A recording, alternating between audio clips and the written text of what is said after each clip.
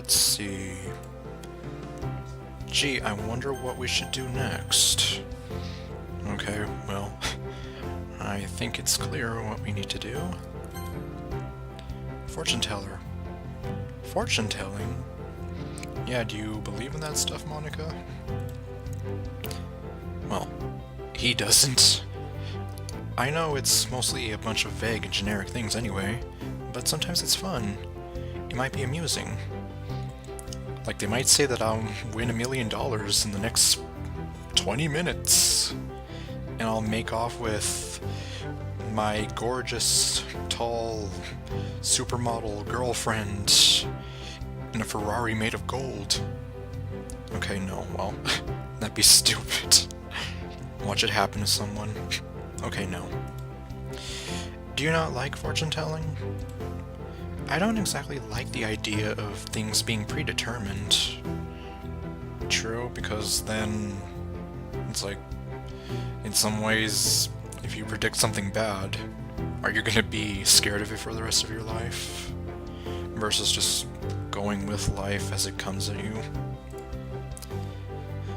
I like the idea of being able to make my own future. Yep. As someone once said, the future is not written. Oh, I see. Well, if you look at it like, getting your fortune tells you what track you're on, right? So if you get on, so if you get a bad one, you can work on changing that. Or, if you get a good one, then you know you've done sort of well. I guess that's a good way of looking at it. But if you want to do it, then we can go. It's like, hey, don't use me for this. I wouldn't want to make you do anything you don't want to do. It wouldn't hurt to do, so we can go and do it. Alright.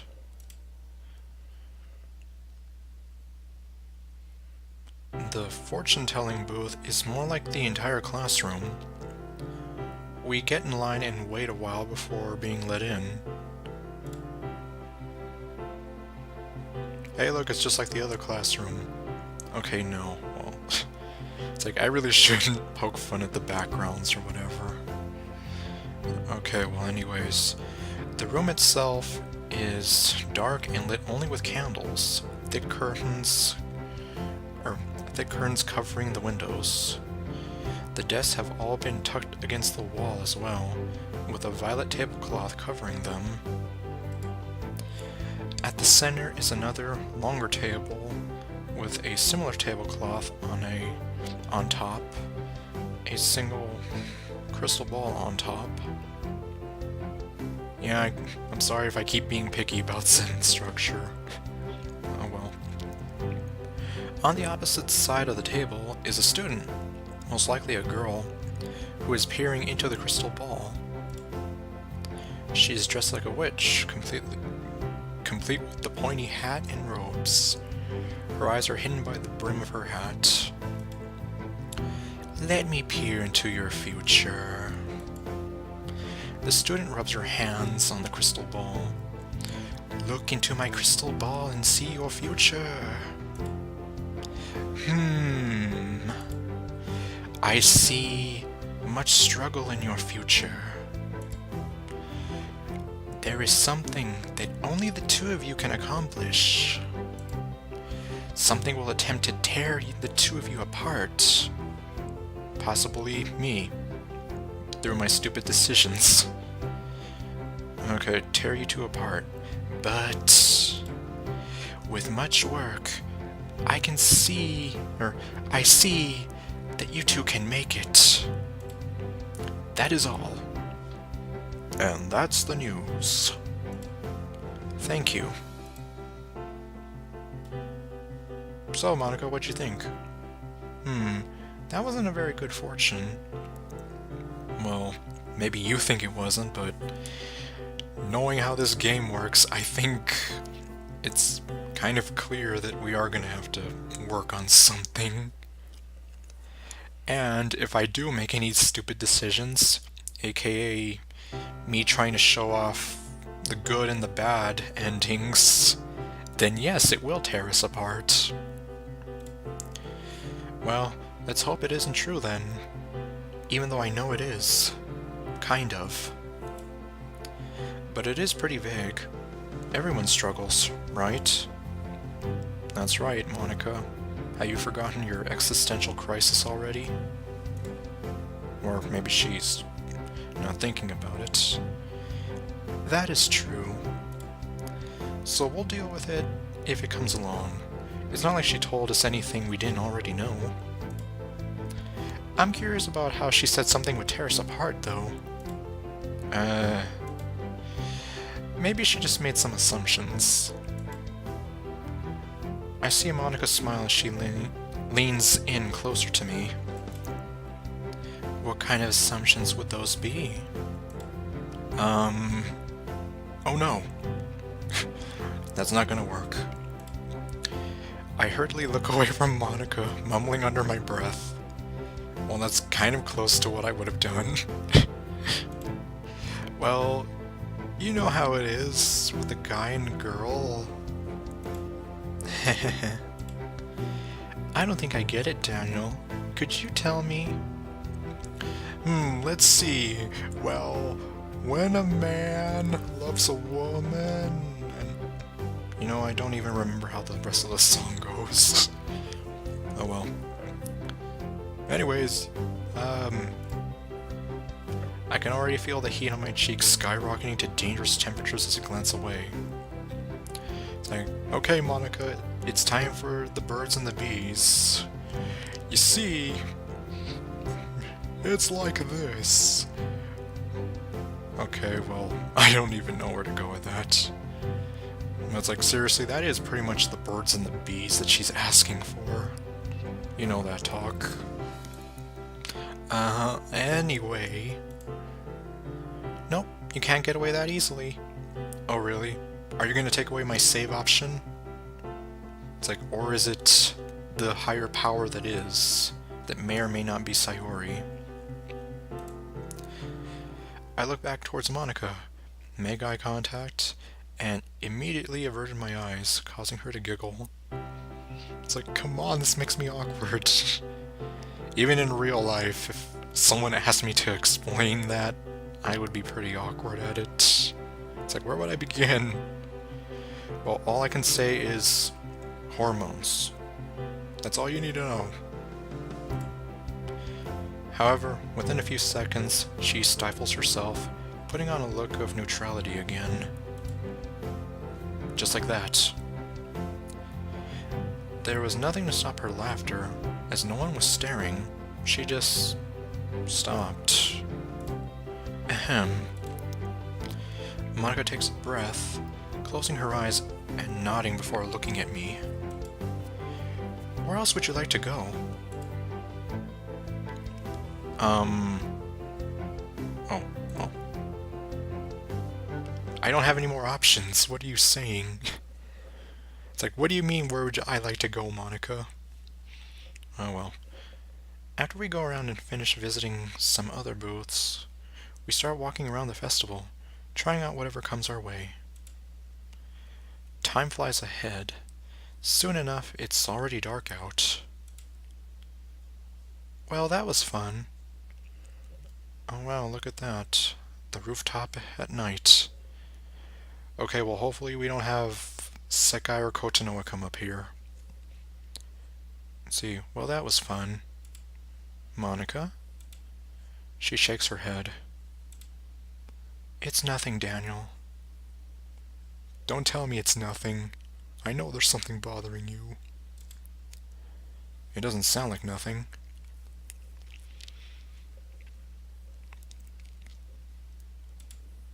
If you want to talk about it, I'm here for you. Thanks, Daniel. Oh, look at that, it's the moon. Exactly the way I remember it when looking at it with Sayori. Oh wait, fireworks. Is it going to be that again? The two of us look up at the night sky, waiting for the fireworks.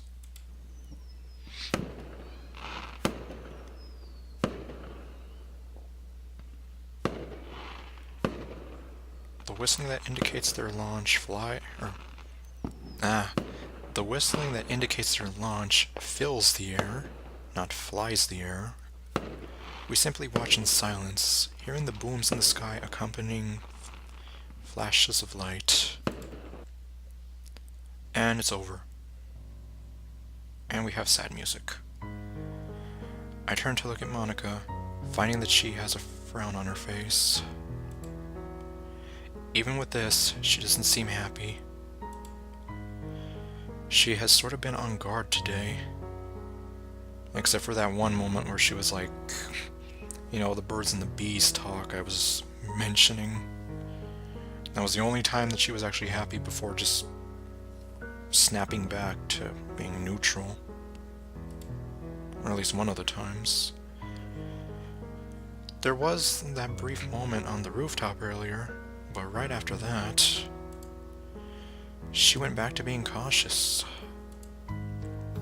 Almost like she wanted to be happy, but wouldn't let herself. There were a few times where she came so close, but then she'd pause and pull back. Case in point, Monika. You shouldn't stare at a girl like that, you know. You might give her the wrong idea. She might think that you like her, or that you're being a weirdo. Sorry, I got lost in my thoughts. Even though I do like you. Okay, no. It's like, well, he hasn't admitted that yet. If at all. What were you thinking about? Bungee jumping.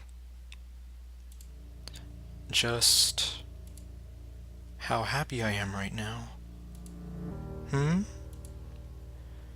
That response seems to have caught Monika off guard. You know, having joined the literature club, meeting everyone, preparing for the festival, and reading out a poem, even though it made me feel super embarrassed afterwards. Sure, my poem reading was really bad, but it felt nice, being there with everyone, doing something together. Ah, I see. Monika seems a bit upset, looking away. This is about what you said before, right? That it isn't going to matter? I take a deep breath before turning I take a deep breath before turning Monika to face me and putting my hands on her shoulders. Oh, I see. So he literally just put his hands right there and, like, just turned her to face him. Like, look at me! Look at me when I talk to you! But that doesn't matter to me. If it means anything in the end, as for that game business, I don't care what I really am, if this really is just a game. It's like, if I'm wrong, I don't want to be right. Or however that goes. I don't even know if I believe you about all of this, even though I had a mini existential crisis last night.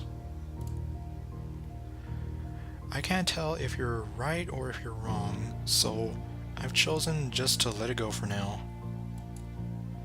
But even if you were right, it doesn't change anything about me. And it doesn't change the fact about me wanting to be friends with you. That's one of the few things I know. I may not be a smart man, but I do know what love is.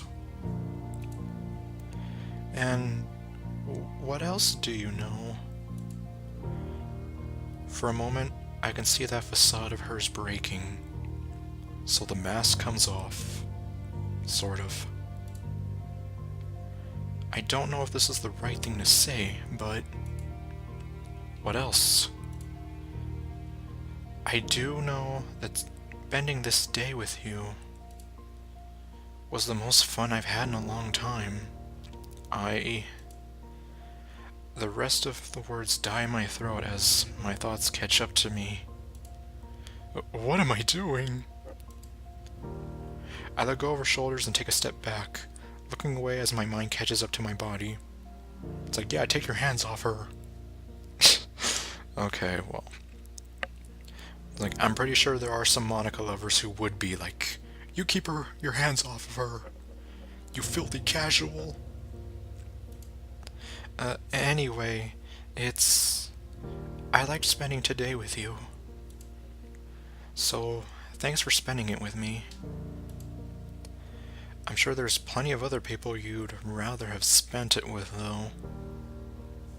Like any of the popular guys out there who could easily beat me up after school. After all, she is completely out of my league. Monika shakes her head. Oh? No. There's no one else. My heart skips a beat when I hear her say that. Especially after what you said earlier. I think I really needed that. Even so, I don't think my opinion will be changed so easily. It's not that I'm upset, it's... I can't be convinced just like that, you know? Yeah, I get you. I wasn't expecting to break through to Monika at all. All I wanted was to let her know. Maybe part of me was hoping I could get through to her, but I think it's a little too early for that. Or at least, I can't only have one thing to convince her. Kind of like a court case, where you need lots of evidence. Exactly. It's like you need to back up your claim somehow. Well, I guess I'll have to keep at it. And so far Monika has a lot of good evidence on her case here. Just because I got a little setback here doesn't mean I don't want to see her smile anymore. I want to see that smile. That damn smile. She can be happy. I know it. She just won't let herself, is all. Though Hey! Both of us turn around, finding Sayori waving at us from the door. It's like, Sayori, you tease! It's like, huh? You thought I was gonna say Monika, you tease. But nope, it was Sayori. There you two are. So sorry to interrupt. Ah, jeez. You don't have to yell, Sayori. It's like, what are you all doing here? Sorry. Were you looking for us? We thought you two were going to miss the fireworks. But I guess you didn't if you were up here. Yeah, we saw them. Sorry to make you worry. Don't you have your phone, though? You know, just to call my number. Ignore dogs if you hear them. Sayori's phone died like 3 hours ago. Natsuki! Or Natsuki! What? That was supposed to be a secret! Well, either way, thanks for looking out for us, Sayori. Did you guys see the fireworks at least? They were quite inspirational. Did you write something while watching them? Oh, were we supposed to? It's a small poem or so. Oh, apparently Yuri's already on it. Teacher's pet. I'm kidding, I still love you. Well, bring it to the club. But Monika, we can't do that anymore. We're already past that. Monika seems to think to herself for a second before nodding. I guess we can do that. Oh, great. Okay, everyone. For the next meeting, let's all write a poem about something that inspired you from the festival. That shouldn't be too hard, right? It's like, you inspire me every day. Okay, no. It's like, and the way I said that came off really, really... Oh, anyways. Everyone glances at each other before shrugging. Okay, sure, whatever. Usually I don't like to give you a prompt on what to write about, but today's a special occasion. That's fine, right? Yep, I'll do it. Well, maybe some direction might help out this time. The festival, huh? Shouldn't be too hard. Yeah, I can get behind it too. Alright, it's settled then. Oh, fireworks are back. Before Monika can say another word, a loud whistling cuts through the air.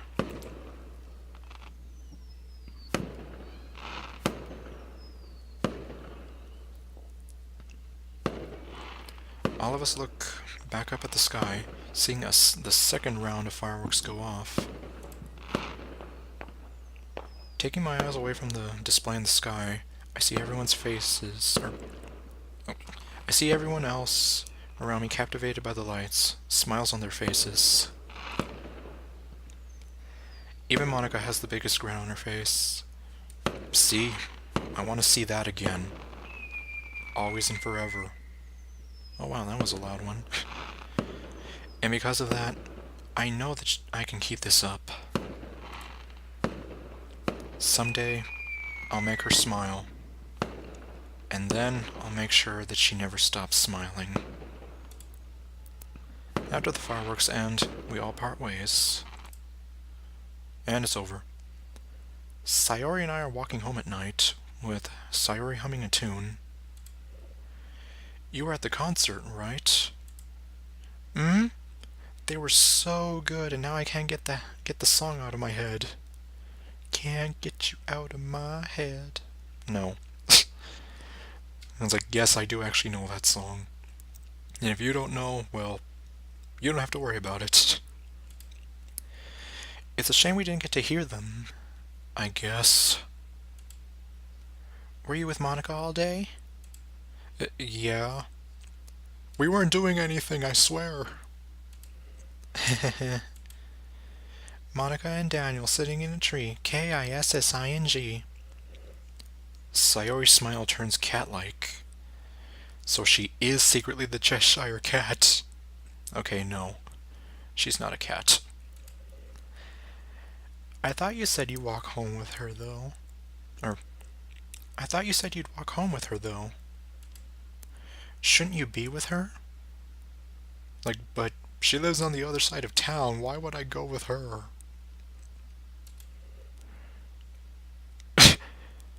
Really? I was just joking about that. Her house is in the opposite direction, though. Sayori gives me a frown and a very disappointed look. It's like, okay, obviously she's trying to say, like I should be a gentleman and walk her home and be there and, you know, try to make some kind of sparks fly, I guess. Or at the very least, to be a gentleman and see the lady home safely. But him, he's like, why would I do that? It's like, I don't want to go across town and then have to walk all the way back over here. I feel bad for her. Or in this case, considering the state she's in, she might need some kind of comforting. Huh? What for? That's a secret. Anyway, I'm glad we both had fun. I am pretty tired, though. Well, it's a good thing we're pretty much home. Oh, we are. Well, good night, Daniel. Good night, Sayori. Good night, Moon. With that, I enter my house and do my nightly routine. Which is what? Other than maybe brushing your teeth and then changing your clothes. I guess I'll never know. When I get in bed later, I can't help but feel a bit strange. Lately, it feels like part of me isn't quite me. Almost like someone's walking in my shoes.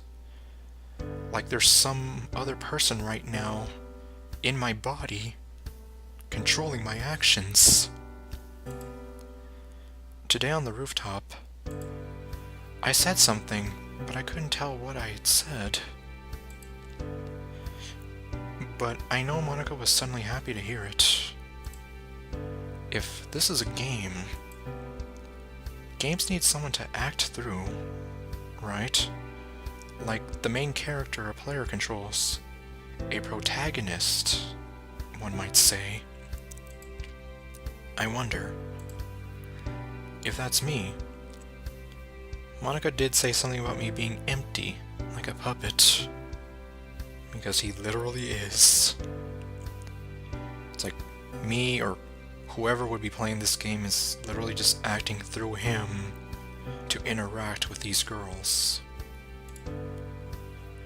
I was afraid of being that puppet before, so I searched my house for a yearbook to confirm, somehow, or at least give me some comfort to the fact I wasn't. I still don't know if Monika was right or not, but it can't hurt. Well, if it really is me and Monika is right, then I don't know if you can hear me. You're talking to me now?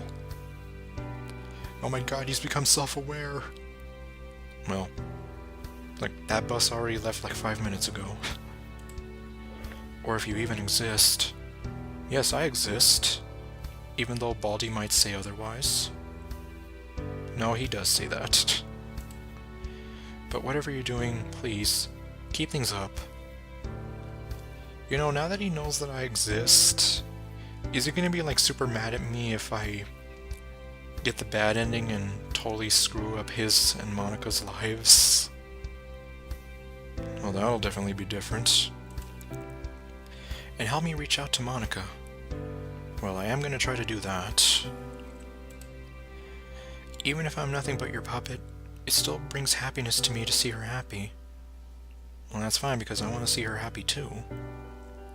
I wasn't joking when I said I want to see that smile, and for her to never stop smiling. Surely, you're working to make her happy too, right? Yes, we've established that. So, no matter what I truly am, I'll have to keep at it. Whether or not I'm truly the one in control, it doesn't matter. Happiness is still happiness. Whether it's here or in the real game that Monika says she knows about. No matter what, I'll keep trying to make her happy. Maybe she's rejecting the happiness right now, but I know I can't just give up so easily. Huh. Well, that's enough thinking for tonight. I should go to sleep. What the... Mysterious person, what are you doing? There's no class the day after the festival, mainly so the school can clean itself up. I forget, was it like this in the other routes? I want to say I don't think so. So this must be a special occasion. So, I spend the day lounging around trying to write a poem about the festival. The obvious topic keeps reaching out to me, but I kinda don't want to do it, if only because it's kind of embarrassing. Because it's basically a love confession to Monika. Okay, well, watch it turn out to be something like that. Or at the very least, talking about her. I don't think I could take everyone reading a poem about spending time with Monika. Okay, well, so we have that out of the way. But I guess I could write it on what we talked about. What do you mean? Yeah, that could work. Well, I guess I'll see later, or not. I go back to my room afterwards and get to work, eventually going to sleep when it gets late.